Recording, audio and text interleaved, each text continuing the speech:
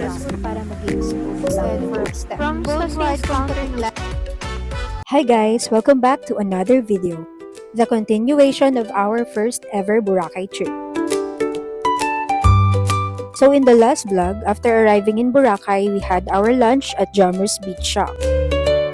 Naglaro muna si Primo saglit sa sand and then we headed to our accommodation to rest. By 4 p.m. after his nap, we went back to the beach. Wala kaming ibang ginawa kundi papagalin ng oras at i-enjoy ang bawat moment.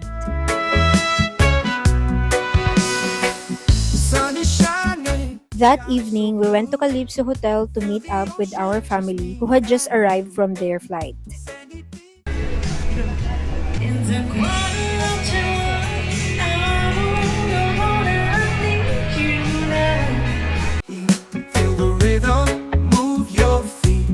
Different hotel sila kaya doon muna kami nakita. Naka-check-in kasi dito na kasamahan ninyo. Naka-check-in doon mga letter. Kakadating lang.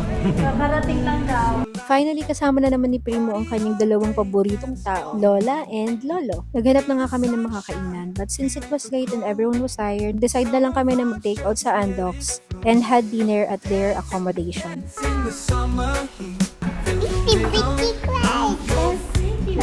And that's how our first night in Boracay ended. Simple but really special. And the big and special day comes. We woke up early and went straight sa free buffet ng aming accommodation. And ang sarap lang kasi konti pa lang yung tao, 6 a.m. pa lang. After breakfast, I decided to get my hair braided. Very popular nga ito sa Boracay, kaya hindi na ako nagpahuli at trinay ko na din. Mas magkano nagpa? Magkano po yun? 150 pesos each side, plus 50 pesos for the tassel. Bale, 6 na braids lahat yung pinalagay ko. Sumatotal ay 450 pesos, pero binigay na lang sa akin ng 400. Sulit na sulit nga dahil nagustuhan ko naman and I love the new look. After that, we headed to Calypso again to meet our family na katatapos lang din mag-breakfast. And pagdating doon, Happy birthday to you. Happy birthday, happy birthday, happy birthday to you. Yay! surprise! Yes, at birthday nga rin ni Ace, kaya extra special talaga yung araw na ito. Happy birthday, Dada!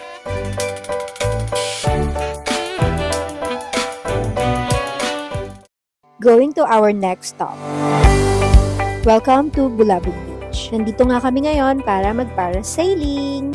Nabook namin sa mga makukulit na nag-aalok sa seaside. Pero sulit naman dahil nakatawad kami. 7,546 packs na. Pero normally, 1,500 to 1,800 per head. Sulit na din, diba? Medyo adventure na rin bago makarating. Lipat bangka muna.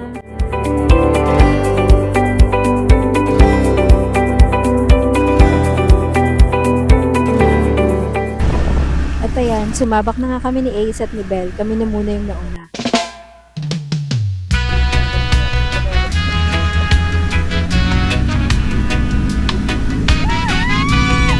Grabe nga yung kaba ko, pero pag nasa taas ka na, mapapasabi ka na nga lang ng wow, ang tahimik at napakaganda ng view. Para akong nasa ibang mundo.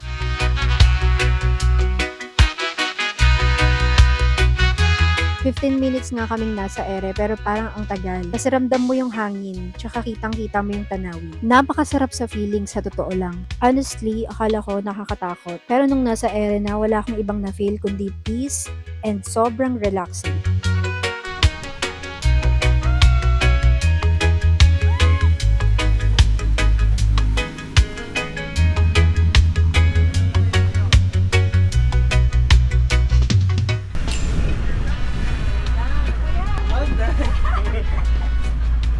Mami?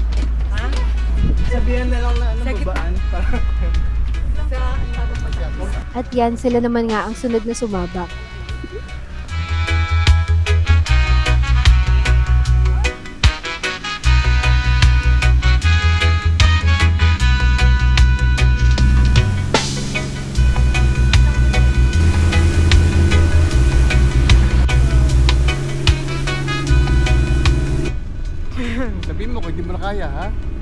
cannot the gesture. Bakit?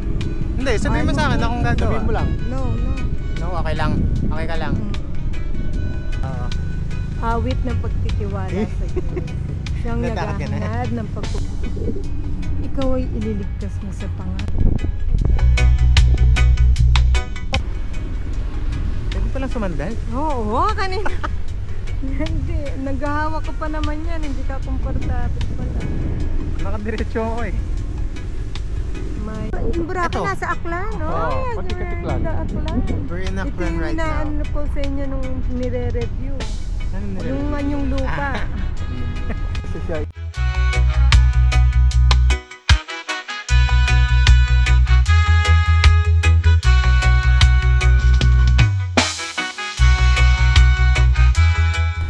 Mas matapang pa si mami sa akin eh.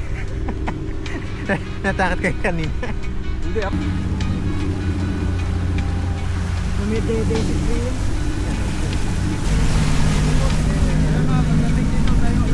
Tayo na lang. Tayo. Ayun. Chill lang si mami.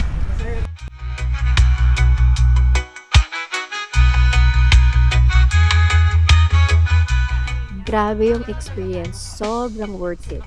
Honestly, hindi rin to magiging possible kung hindi dahil kay Primo. Sobrang thankful nga ako sa batang to dahil kahit kalahating oras kaming nasa gitna ng dagat, tignan nyo, napakahimbing ng tulog niya dyan. Ang gaan nga lang ng lahat, sobrang hassle-free niyang kasama. Kaya naman, deserve ng mas marami pang travel ng batang to. Pabalik na nga kami and after that, we headed back to our accommodations to rest and get ready for lunch.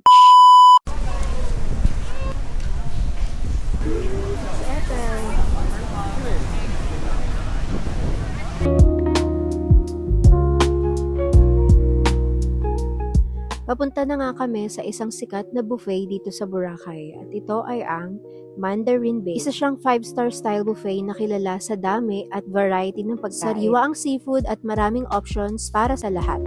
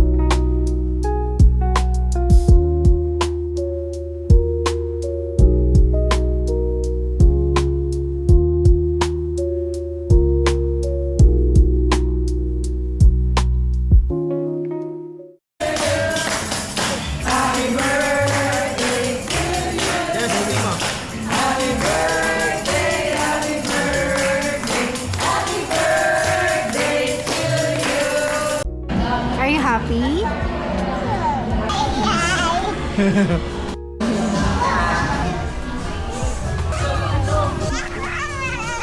Busog tayo? Masarap yung food, no? Pagkatapos nga ng sulit na lunch buffet sa Mandarin Bay, bumalik muna kami sa kani-kanyang accommodations para magpahinga. Syempre, kailangan din ng konting downtime bago ituloy ang gala. By 4 p.m., dinala muna namin si Primo sa pool ng La Carmela de Boracay. Chill nga lang muna siya sa tubig bago kami dumiretso ulit sa dagat.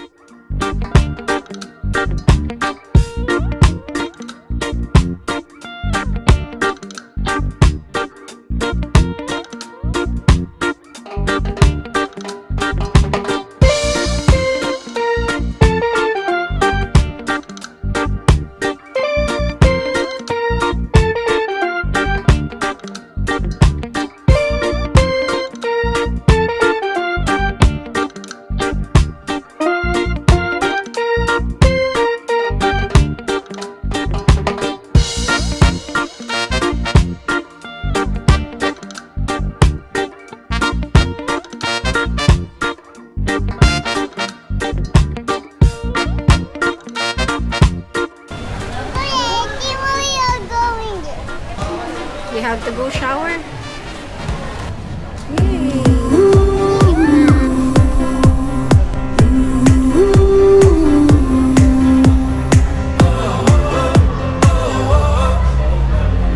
Wind is blowing through our hair, the lights are shining everywhere. From up above and down below, we fall into the afterglow. So now, this is the perfect night. It's dinner time and this time pupuntahan namin yung go-to restaurant namin. So i-try namin siya dito sa Boracay. Come on, let's light up the sky.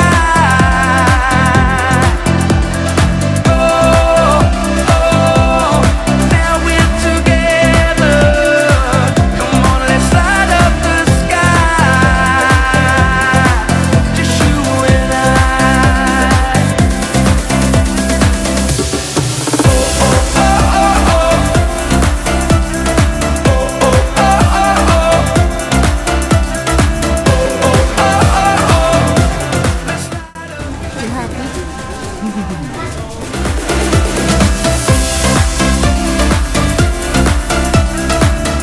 Nag-stop nga muna kami para manood ng fire dancing show sa tapat ng La Carmela de Boracay.